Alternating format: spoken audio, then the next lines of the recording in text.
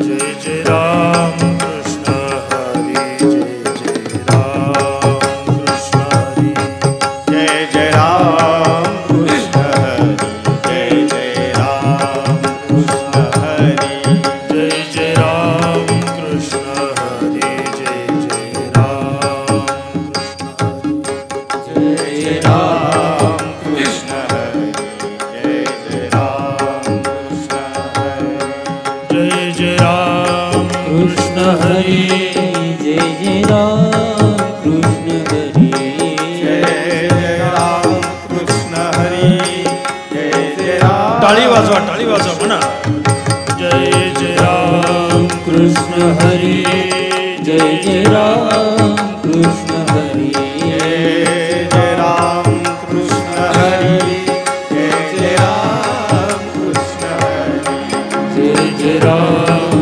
कृष्ण हरि जय जय राम कृष्ण हरि जय जय राम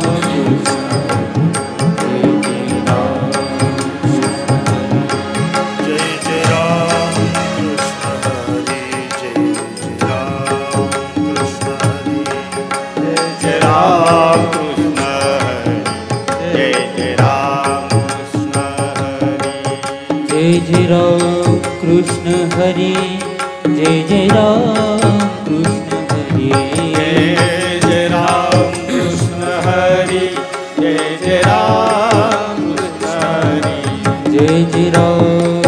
कृष्ण हरि जय जय राम कृष्ण हरि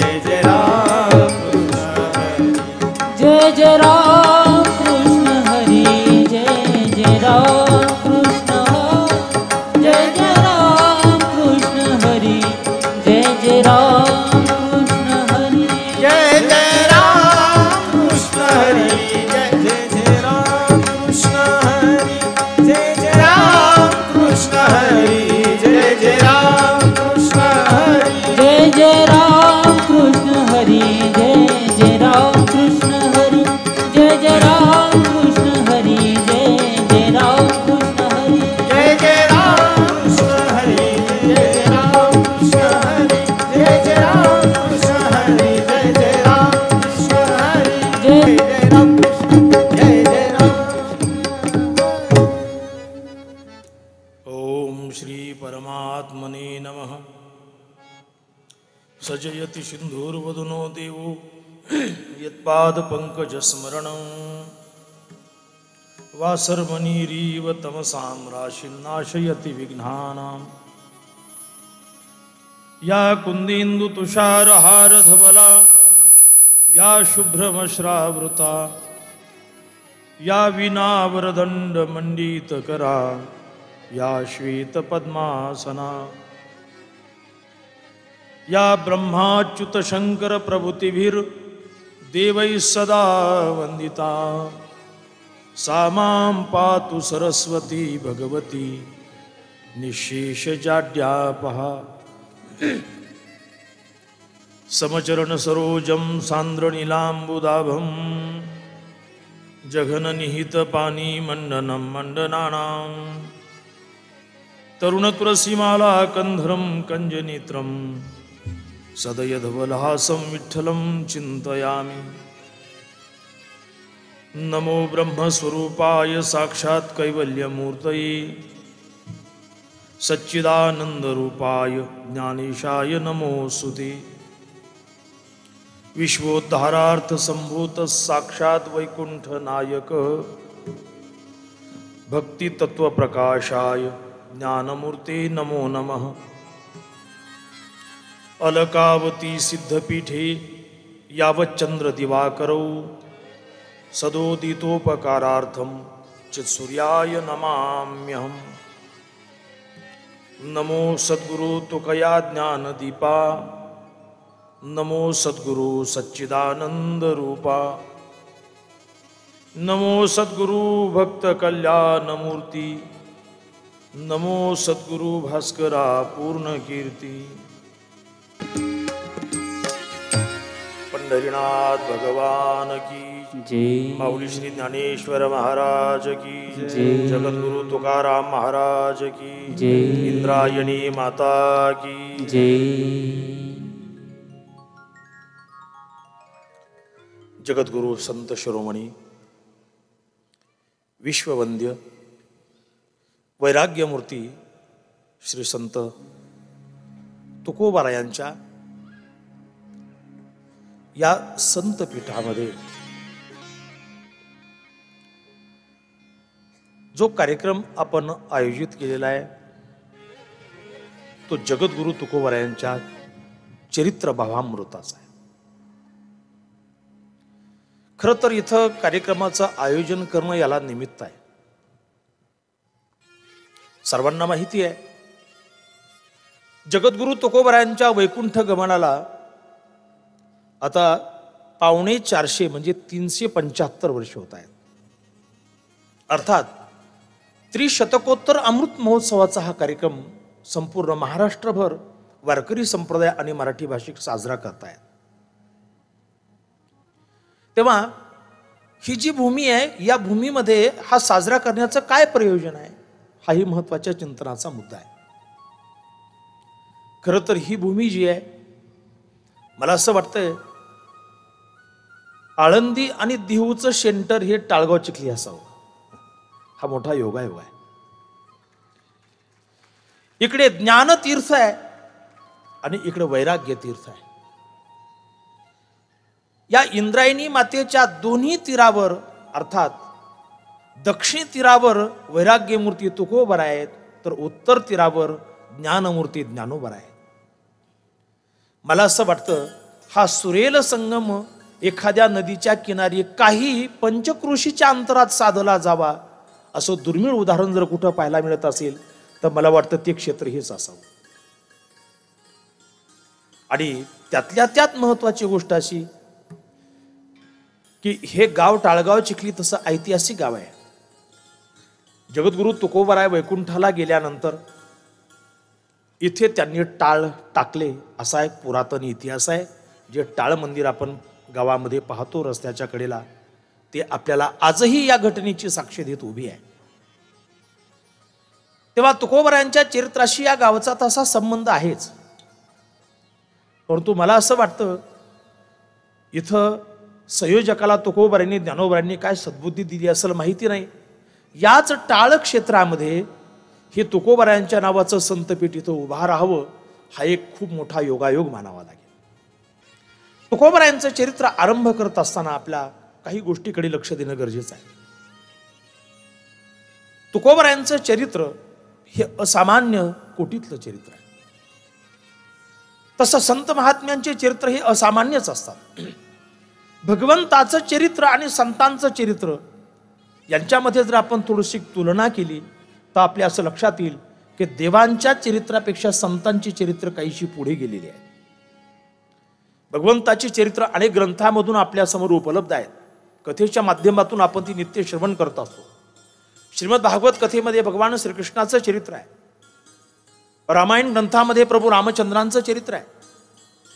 अनेक इतर ग्रंथामध्ये त्या अवताराची चरित्र संग्रहित समाविष्ट अशा स्वरूपाची आहेत. परंतु संतांची स्वतंत्र रूपाने चरित्र जर आपण पाहिली तर भगवंताच्या चरित्रापेक्षा ती आणखी काहीतरी वजनदार पुढे गेलेली असे आपल्या लक्षात येतात. त्याचं कारण असं आहे की देवाच्या चरित्राला काहीशा संवैधानिक मर्यादा आहेत असं म्हटलं तरी काही हरकत नाही बरं का. मी मुद्दाम शब्द प्रयोग करतो संवैधानिक. परंतु हे संविधान हे राजकीय क्षेत्रात नसून ते आध्यात्मिक क्षेत्रातलं संविधान आहे. भगवंताने गीतेमध्ये अवतार घेत असतानाची जी पार्श्वभूमी आहे त्याचा उल्लेख करताना भगवंताने असा केलेला आहे.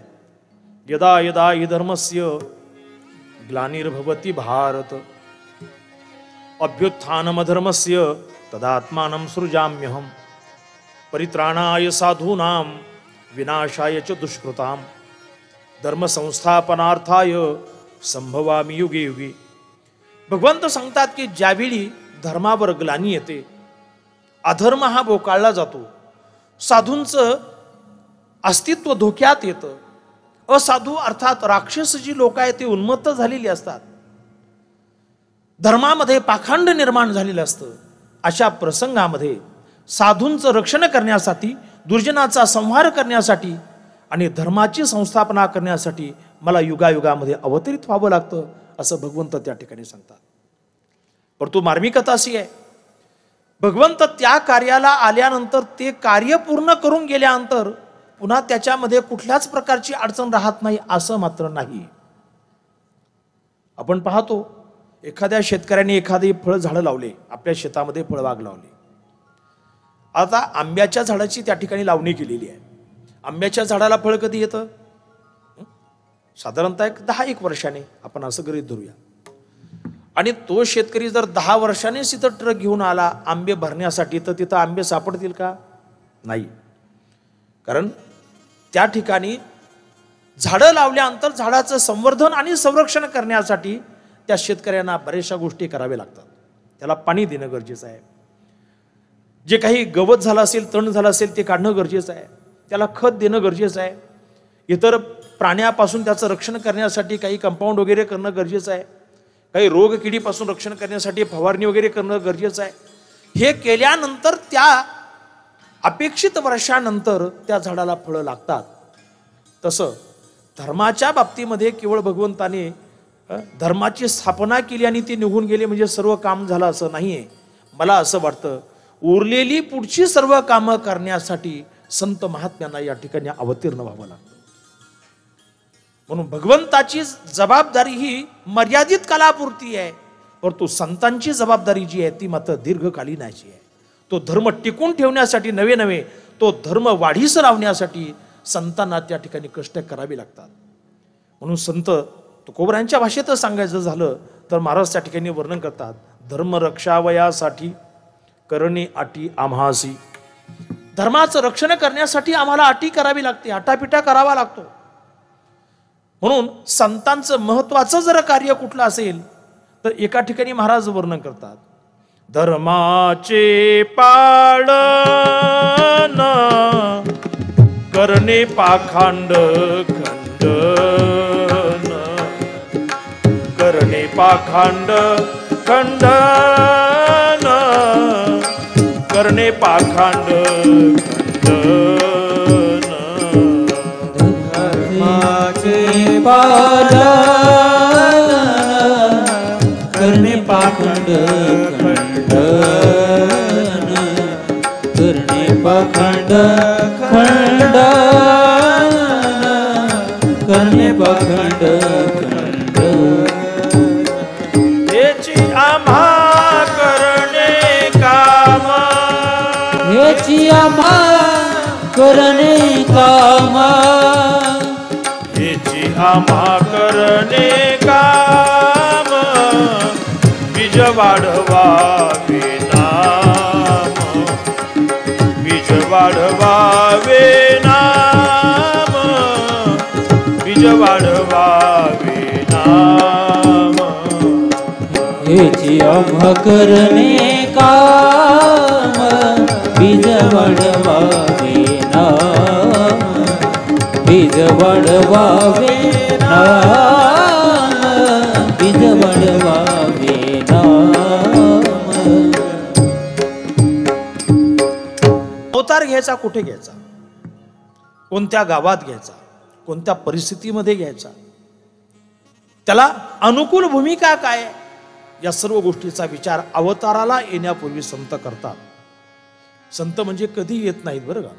मोठी माणसं जी असतात ते कधी येत नाहीत, विशेष हेतुपूर्तीसाठी ते येतात, कार्य संपादन झाल्यानंतर ते लगेच निघून जातात. हे मोठ्या माणसाचं नाही का वैशिष्ट्य आहे. भगवान श्रीकृष्णाच्या अवतारामध्ये पाहिलं, प्रभू रामचंद्रांच्या अवतारामध्ये पाहिलं, किंवा संतांच्या अवतारामध्ये पाहिलं, अवताराला अनुकूल भूमिका निर्माण झाल्यानंतर त्या ठिकाणी ते अवतार घेत असतात. जसं ज्ञानोबराय किंवा अवतार झाले हे जर आपण पाहिलं तर ज्यावेळी ज्ञानाचा लोप झाला तेव्हा त्या ठिकाणी ज्ञानोबराने या ठिकाणी अवतार घ्यावा लागला. आरतीमध्ये वर्णन केले, लोपले ज्ञान जगी हित नेनती कोणी, अवतार पांडुरंग नाव ठेविले ज्ञानी, आरती ज्ञानराजा. लोपले ज्ञान जगी, जगामध्ये जेव्हा ज्ञानाचा लोप झाला, जगामध्ये लोप झाला बरं का, एखाद्या माणसाच्या ठिकाणी लोप झालेला नाही, मला वाटतं माणसाच्या ठिकाणी बऱ्याच ज्ञानाचा लोपही होतो आणि उदयही होतो. काही काही गोष्टी ज्या असतात त्या युगपत घडत असतात. आणि बहुधा मला असं वाटतं प्रत्येक माणसाच्या ठिकाणी काही ज्ञान आहे आणि काही अज्ञान आहे. सर्वच गोष्टीचं ज्ञानही नाही आणि सर्वच गोष्टीचं अज्ञानही नाही. बरोबर की नाही? आता थोडासा चर्चेचा भाग आहे. मी एकाला विचारलं की तुम्हाला जर्मन भाषा येते का? Do you know German language? त्याला विचारलं तर I am extremely sorry, I don't know German language. मला खेद वाटतो, मला जर्मन भाषा येत नाही. मी त्याला विचारलं की तुला जर्मन भाषा येत नाही या गोष्टीचं तुझ्या ठिकाणी ज्ञान आहे का अज्ञान आहे? तुला जर्मन भाषा येत नाही या गोष्टीचं तुझ्या ठिकाणी ज्ञान आहे का अज्ञान आहे? मला माझ्या ठिकाणी जर्मन भाषेचं अज्ञान आहे याचं मला ज्ञान आहे. काय? माझ्या ठिकाणी जर्मन भाषा मला येत नाही, माझ्या ठिकाणी जर्मन भाषेचं अज्ञान आहे याचं किमान मला ज्ञान आहे. मी म्हटलं अज्ञानाचं तरी किमान ज्ञान असलं तरी बरचसं माणसाने कमावलं असं म्हणत आहे. बऱ्याचशा माणसांना आपल्या ठिकाणी काय ज्ञान आहे आणि काय अज्ञान आहे याचं ज्ञानच नसतं. आणि म्हणून अमृत अनुभवामध्ये ज्ञानोबा खूप सुंदर वर्णन करतात. अज्ञान अज्ञाना ते नीनता गेले.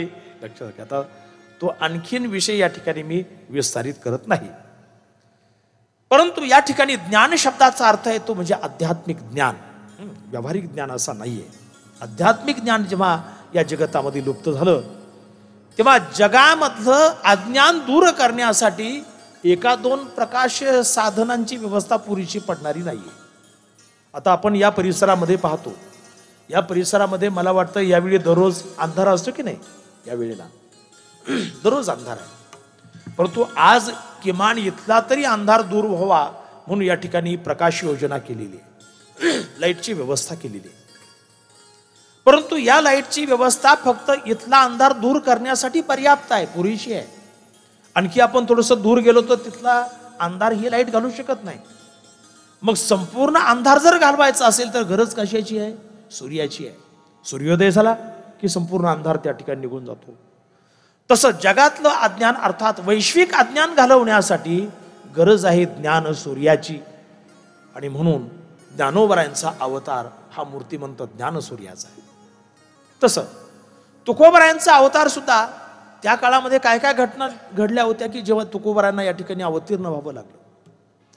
एक पहिली गोष्ट म्हणजे संप्रदायामधले पाखंड वाढलेलं होतं, दांभिकता वाढलेली होती, अज्ञान वाढलेलं होतं, आसक्ती वाढलेली होती, वैराग्याचं तर नामोनिशाणच मिटलेलं होतं.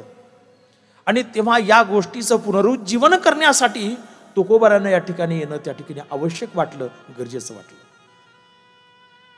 परंतु अवतार घ्यायचा तो नेमका कुठं घ्यायचा? जसं ज्ञानोबरायांनी अवतार घेतला एका अशा पवित्र कुलामध्ये घेतला, विठ्ठल पंतासारख्या विरक्त महापुरुषाच्या पोटी आणि माता रुक्मिणी मातेच्या मूर्तिमंत भक्तीच्या पोटी ज्ञानोबरायांनी अवतार घेतला.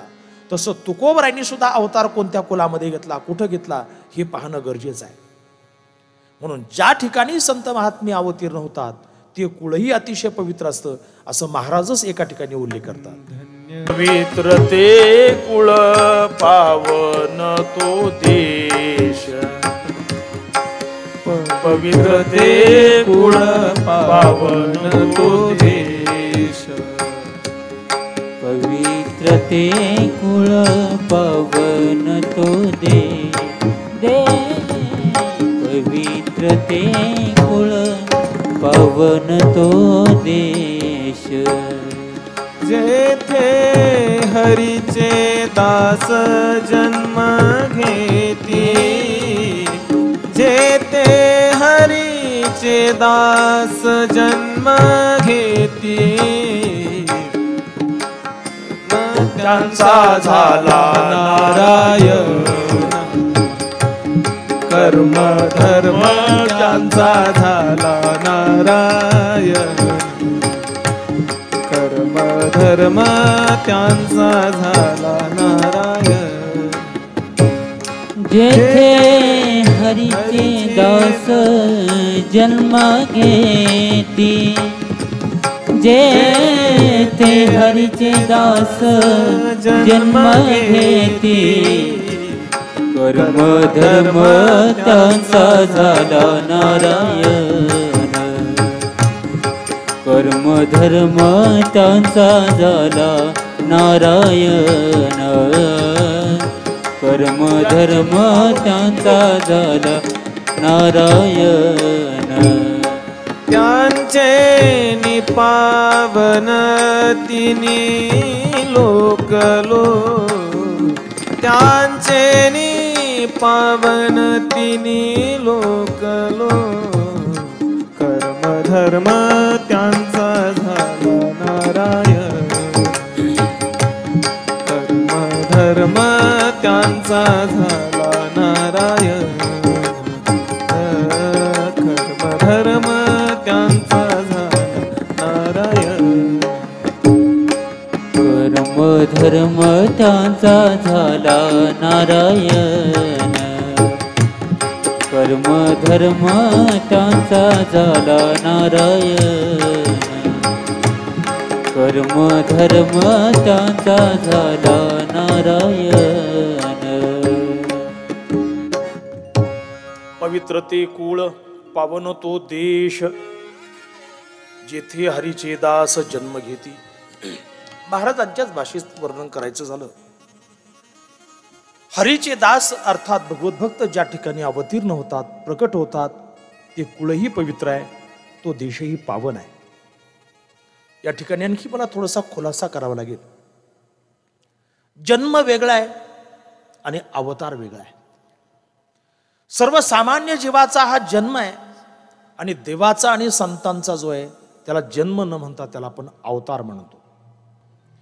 जन्माच्या बाबतीमध्ये जीव हा परतंत्र आहे, परंतु अवताराच्या बाबतीमध्ये अवतारी मात्र स्वतंत्र आहे. बरं, जन्माच्या बाबतीमध्ये जीव हा परतंत्र आहे. असा कोणताही जीव ठरवणार नाही की मला पुढचा जन्म हा पुण्यामध्ये अमक्या अमक्या गावामध्ये अमक्या अमक्या घरामध्येच मिळावा, असं कोणी ठरवू शकत नाही.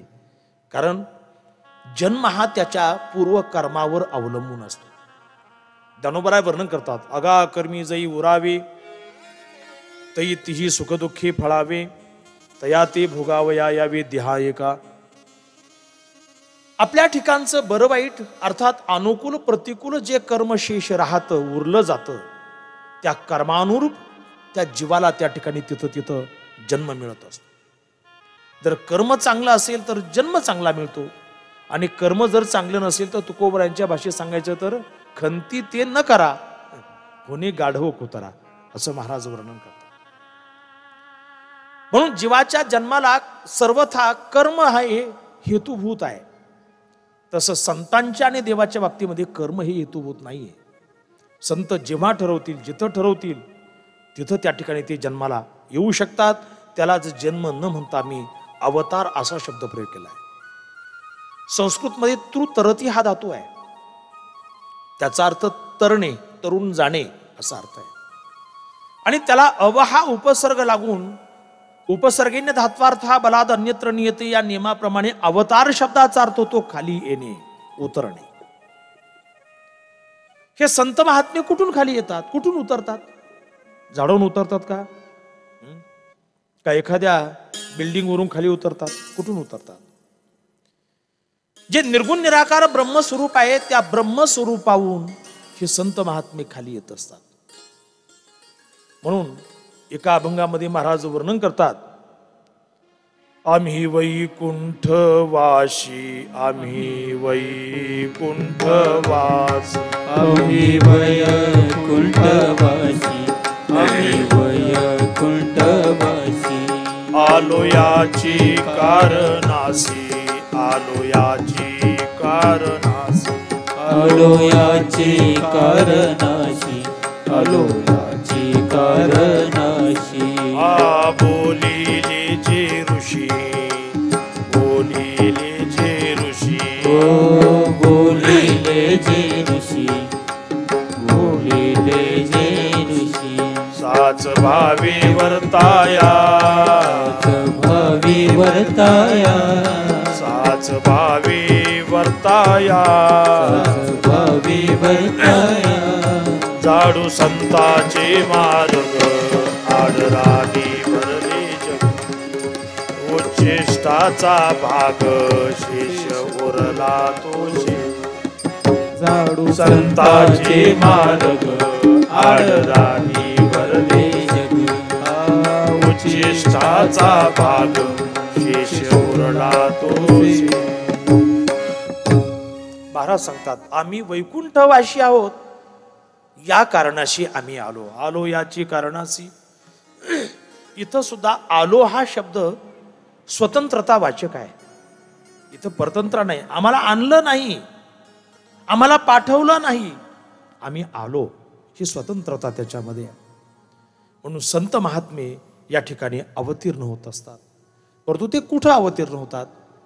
गीतेमध्ये सांगितलं की संत महात्मे अर्थात अशा विभूती अवतीर्ण होत असताना शुचीनाम श्रीमतांगी हे योगभ्रष्टोभिजायते अथवा योगिनामेव कुले भवती धीमताम. शुचीनाम श्रीमतांगी हे जे कुळ शुचिरभूत आहे, जे कुळ श्रीमंत आहे, श्रीमंत शब्दाचा अर्थ पैशाने श्रीमंत नाही, दैवी संपत्तीने जे कुळ श्रीमंत आहे अशा ठिकाणी आम्ही अवतीर्ण होतो. तसं तुकोबरायांचं जर कुळ आपण पाहिलं तर तुकोबरायांचं कुळ सुद्धा त्या दृष्टीने अतिशय पवित्र असं कुळ आहे. ज्ञानोबराय ज्ञानेश्वरीमध्ये अर्जुनाच्या कुळाचा उल्लेख करताना सांगतात बाप कुळत एक पवित्र जेथीचा पार्थ या ज्ञाना पात्र. बापरे बाप, ते कुळ किती पवित्र आहे की ज्या कुळामध्ये जन्माला आलेला अर्जुन या ज्ञानाला पात्र झालेला आहे. म्हणजे अर्जुनाची योग्यता ही तर स्वतंत्र आहेच आहे, परंतु त्याला कारणीभूत त्या कुलाची पवित्रता परंपरा जी आहे ती सुद्धा त्या दृष्टीने महत्वाची आहे. म्हणून आपल्या व्यक्तिमत्वामध्ये आपल्या स्वभावामध्ये त्या कुळाचाही खूप मोठा सहभाग आहे. एका ठिकाणी सुभाषितकाराने खूप सुंदर वर्णन केलेलं आहे. एखादा मनुष्य जर उन्मत्त असेल तर हा उन्मत्तपणा याला कारणीभूत काय आहे? उन्मादो मातृदोषेन पितृदोषेन मूर्खता. बापाचा जर दोष असेल, पित्याचा दोष असेल तर तो मुलगा त्या ठिकाणी मूर्ख निघतो. कार्पण्यम कुलदोषेन आत्मदोषात दरिद्रता. एखादा जर मनुष्य कंजूस असेल तर तो कंजूसी हा दोष कशाचा आहे? कुळाचा दोष आहे तो. आणि आत्मदोषात दरिद्रता. एखादा मनुष्य दरिद्र असेल तर समजायचा त्याचा तो वैयक्तिक कर्माचा दोष आहे. म्हणजे सुभाषितकारांनी सुद्धा कुलाचा दोष किती मार्मिकपणे टिपलेला आहे. म्हणजे आपल्या व्यक्तिमत्वामध्ये आपल्या जीवनामध्ये कुळाचे संस्कार, कुळाचे गुण निश्चितपणे परिणामकारक आणि प्रभावी ठरू शकतात. हा मुद्दा महत्वाचा आहे. म्हणून ज्या कुळामध्ये तुकोबरायासारखे सत्पुरुष अवतीर्ण झाले ते कुळ सामान्य नाही. त्या कुळाचा इतिहास पाहत असताना आपल्याला सुरुवातीला त्या कुळाचे मूळ पुरुष आपल्याला सापडतात. ते म्हणजे विश्वंभर बाबा, तुकोबरायांच्या पूर्वीची 8वी पिढी. विश्वंभर बाबांचं व्यक्तिमत्व जे होतं अतिशय सज्जन व्यक्तिमत्व. लहानपणी त्यांचे पिता निवर्तलेले, दुकानदारीचा व्यवसाय, शेतीचा व्यवसाय, आणि त्या ठिकाणी लहानपणीच पिता निवर्तल्यामुळे आई आणि विश्वंभर बाबा हे दोघच त्या ठिकाणी होते. दररोज आपले नियमित कर्म करायचे, भगवत सेवा करायची आणि त्या ठिकाणी आपले दिनक्रम जो आहे तो पुरा करायचा. परंतु प्रकार असा झाला की विश्वंभर बाबांचे वडीलही अतिशय धार्मिक असल्यामुळं, सुसंस्कृत असल्यामुळं त्यांचेही संस्कार त्यांच्यावर झालेले होते. एक दिवसाचा प्रसंग असा, विश्वंभर बाबांची जी आई आहे त्या आईने विश्वंभर बाबांना सांगितलं की बाबा, आपल्या घराण्यामध्ये वारीची परंपरा आहे, पांडुरंगाच्या भक्तीची परंपरा आहे. माझ्या वडिलांची मिरासी गा देवा, माझ्या वडिलांची मिरासी गा देवा, माझ्या वडिलांची मिरासी ग देवा, माझ्या वडिलांची मिरासी ग देवा, माझ्या वडिलांची मिरासी ग देवा, माझ्या वडिलाची निराशी गरीब तुझी चरण सेवा पांडुरंगा, तुझी चरण सेवा पांडुरंगा, तुझी चरण सेवा पांडुरंगा, तुझी चरण सेवा पांडुरंगा. उपवास पारणी राखीला दळवंटा, उपवास पारणी राखीला दळवंटा. केला भोगवटा आम्हालागी, केला भोगवटा आम्हालागी, केला भोगवटा आम्हालागी, केला भोगवटा आम्हालागी. उपवास पारणी राखला दारवंटा, उपवास पारणी राखला दारवंटा.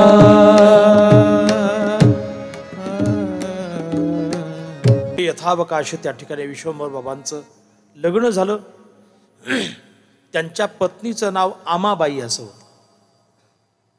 एक वेळ सांगतात की विश्वंभर बाबा आणि आमाबाई हे दोघं उभयता पंढरपूरला पांडुरंगाच्या दर्शनासाठी गेले. विश्वंभर बाबांनी पांडुरंगाचं दर्शन घेतलं, पुढे सरकले आणि पाठीमागून त्यांच्या पत्नी आमाबाई पांडुरंगाचं दर्शन घेत असताना देवाजवळ असं काहीतरी हळूहळू फुटफुटल्या. विश्वंभर बाबांना ती असं अस्पष्ट ऐकू आलं. बाबांनी विचारलं, हा काय म्हणाल तू देवाजवळ? नाही म्हटले काही नाही, चला. नाही काहीतरी तू बोलली? नाही काही नाही, काही नाही म्हटले. काही नाही कशाचं, मी स्वतः ऐकलं काहीतरी तू बोलली आलं. अधिक आग्रह केल्यानंतर आमाबाईंनी सांगितलं, काय म्हटले, श्रियांची आमची काय दुःख आहे तुम्हाला काय कळणार आहेत.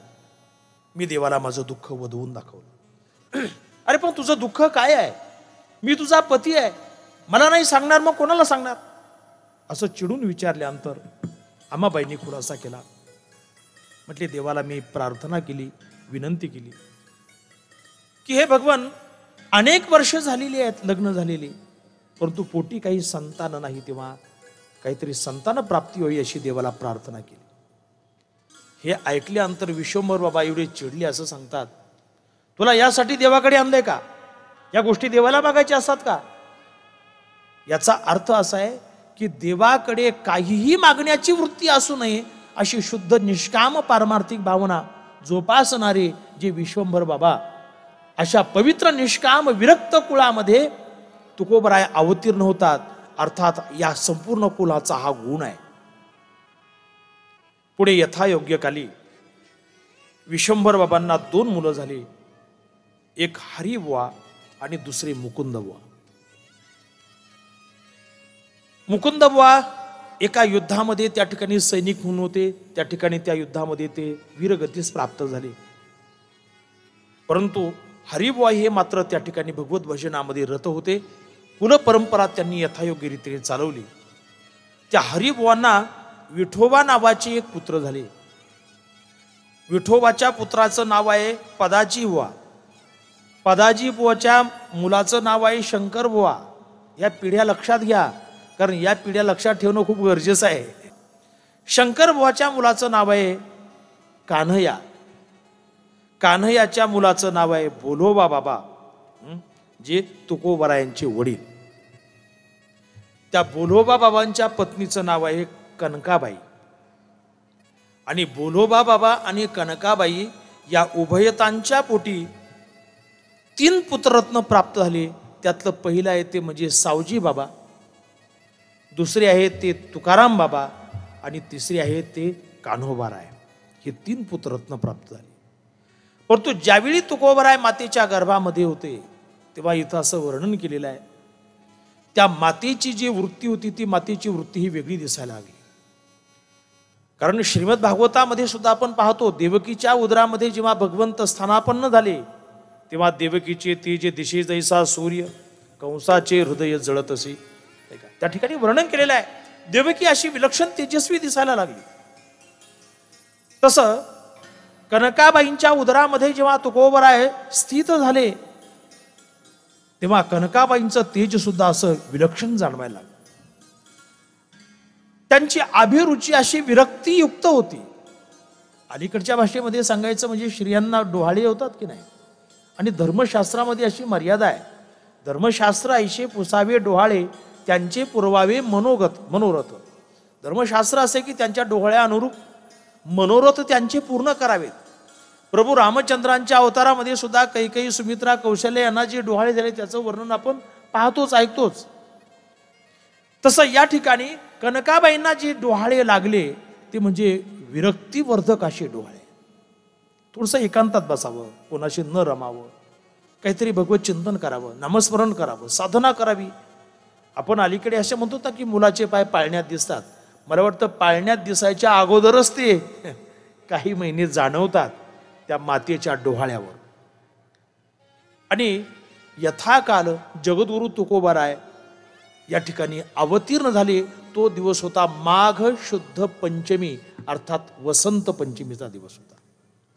गुरुवारचा दिवस वसंत पंचमी हा सुद्धा एक पौराणिक दिवस आहे. वसंत पंचमी ज्या दिवशी सरस्वती माता या ठिकाणी प्रगट झाल्या तो दिवस म्हणजे वसंत पंचमी आहे. पूर्वी असं सांगतात की ब्रह्मदेवाने जेव्हा संपूर्ण सृष्टी निर्माण केली, संपूर्ण सृष्टी निर्माण केल्यानंतर सृष्टी सजीव होती, हालचाली व्हायच्या, एकमेकाकडे पाहायचे जायचे, परंतु जसा मूकपट पाहावा अशी स्थिती होती. आवाज काही नसायचा. मूकपट माहिती तर तुम्हाला, चित्रपटाच्या अगोदर मूकपट आले होते. चित्रांची हालचाल, जाणं येणं, तोंड हलताना दिसायचे, आवाज काहीच नाही, त्याला मूकपट म्हणतात. तशी संपूर्ण सृष्टी होती. परंतु ती उणीव भरून काढण्यासाठी सरस्वती माता प्रगट झाली. आणि ज्या दिवशी सरस्वती माता प्रगट झाली ती सप्त स्वरांनी युक्त प्रगट झाली. संगीतातले जे सप्त स्वर आहेत ना, हे संगीतातले सप्त स्वर त्या ठिकाणी प्रगट झाले. आणि संपूर्ण सृष्टीमध्ये एक विशेष नाद निर्माण झाला, एक लयबद्ध संगीत निर्माण झालं, ध्वनी निर्माण झाला, शब्दसृष्टी निर्माण झाली. शब्दसृष्टी सुद्धा विविध निर्माण झाली, एक वर्णात्मक आणि दुसरी ध्वन्यात्मक. ही संपूर्ण सृष्टी ज्यावेळी निर्माण झाली तो दिवस होता वसंत पंचमीचा. आणि त्याच वसंत पंचमीच्या दिवशी तुकोबराय या ठिकाणी प्रगट झाले. तुकोबराय ज्यावेळी प्रगट झाले ते शक होतं 1530 शके. 1530 शक वेगळं आहे आणि इसवी सन वेगळं आहे. शक आणि इसवी सनामध्ये सामान्यतः 78 वर्षाचा फरक आहे. म्हणजे 1530 शक याचा अर्थ 1608 साली तुकोबराय या ठिकाणी प्रगट झाले, अवतीर्ण झाले.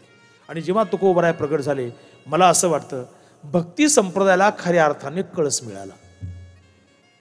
तुकोबराय प्रगट झाले.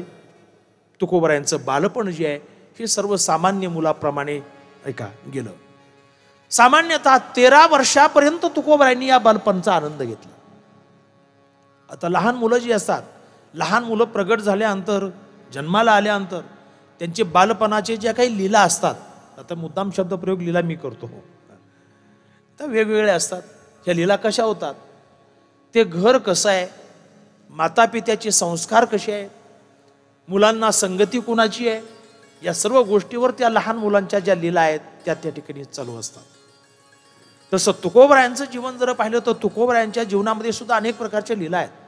आणि त्या लीला तुकोबरायांनी कोणत्या कोणत्या केल्या, मला असं वाटतं गाथेतून त्याचं आपलं संपूर्ण दर्शन घडतंय. गाथेमध्ये जे खेळाचे अभंग आहेत ना, हुतुतू आहे, हमामा आहे, टिपरी आहेत, नाही का, हे सर्व खेळ तुकोबरायांनी आपल्या बालपणामध्ये खेळले. आणि विशेषतः ज्या देहूमध्ये तुकोबरायांचा जन्म झाला आणि बालपण गेलं त्या देहूची आध्यात्मिक पार्श्वभूमी काय त्याचं वर्णन महाराज एका अभंगात करतात. धन्य देहू गाव पुण्यभूमी ठाव, धन्य देहू गाव ते नांदे देव पांडुरंग, पांडुरंग तेथे नांदे देव पांडुरंग, तेथे नांदे देव पांडुरंग, तेथे नांदे पांडुरंग. धन्य क्षेत्रवासी लोक दैवाचे, धन्यक्षेत्रवासी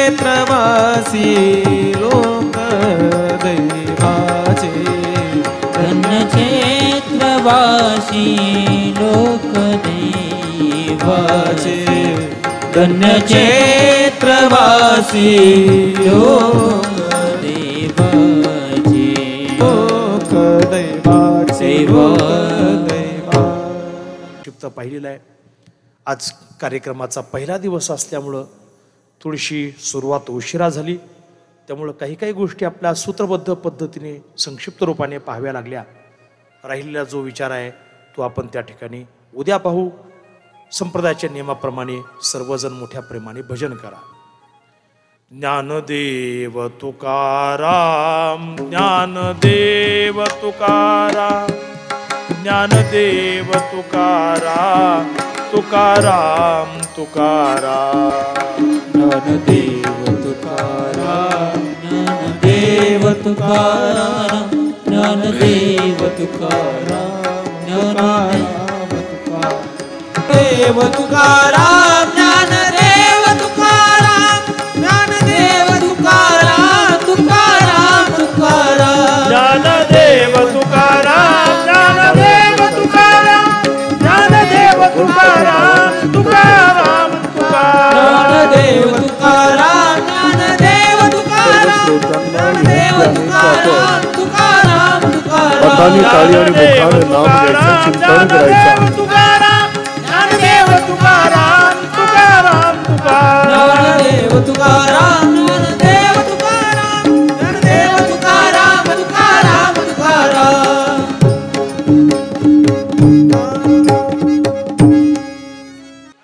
सुरक्षित अंतर ठेवा.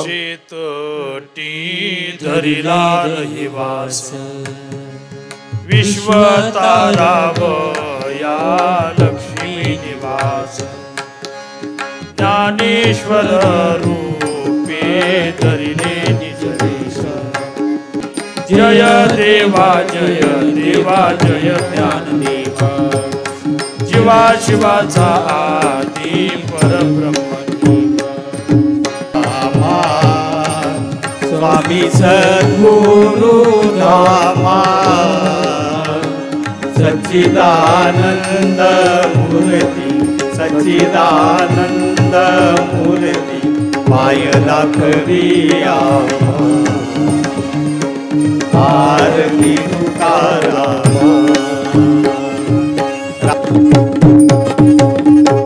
कुंडली कबरदारी विठ्ठल श्री ज्ञानदेव पंढरीनाथ भगवान की माऊली श्री ज्ञानेश्वर महाराज की जगद्गुरु तुकाराम महाराज की इंद्रायणी माता की